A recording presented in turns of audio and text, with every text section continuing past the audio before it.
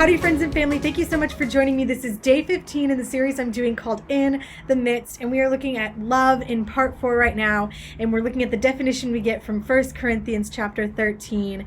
We talked about contentment last time, and we talked about contentment with our circumstances. Today we are continuing to look at contentment, but today we are talking about how Jesus is greater than our earthly possessions. And so we're going to look at two implications of this first. So Matthew 6:19 through 21 says, "Don't store up for yourselves treasures on earth where moth and rust destroy, where thieves break in and steal, but store up for yourselves treasures in heaven, where neither moth nor rust destroys, where thieves don't break in and steal. For where your treasure is, there your heart will be also."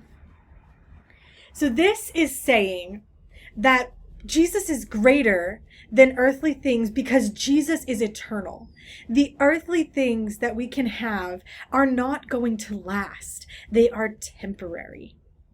And then the second thing we see is in Matthew 6:24, which says, "No one can serve two masters, since either he will hate one and love the other, or he will be devoted to one and despise the other. You cannot serve both God and money." We also see in 1 Timothy 6:6 through 10, "But godliness with contentment is great gain, for we brought nothing into the world and we can take nothing out. If we have food and clothing, we will be content with these. But those who want to be rich fall into temptation, a trap, and many foolish and harmful desires, which plunge people into ruin and destruction. For the love of money is a root of all kinds of evil, and by craving it, some have wandered away from the faith and pierced themselves with many griefs." So these two passages are saying that putting riches at the same level of God is actually going to pull you away from God. That's why it says the love of money is the root of all evil.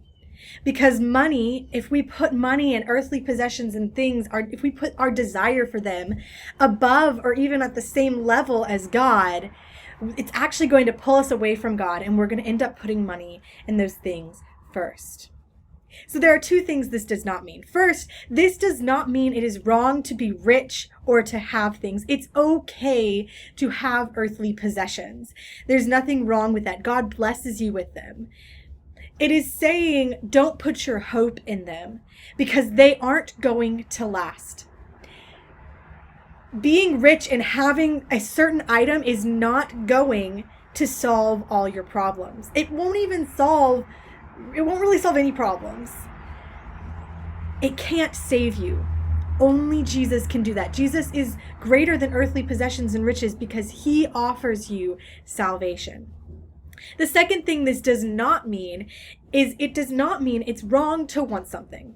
If you see someone eating a chocolate chip muffin and you want a chocolate chip muffin, that is not wrong. It is okay to want something. What is wrong is when we feel jealous or envious, which, remember, these words are not just wanting something, they are wanting something and resenting someone because someone has that thing.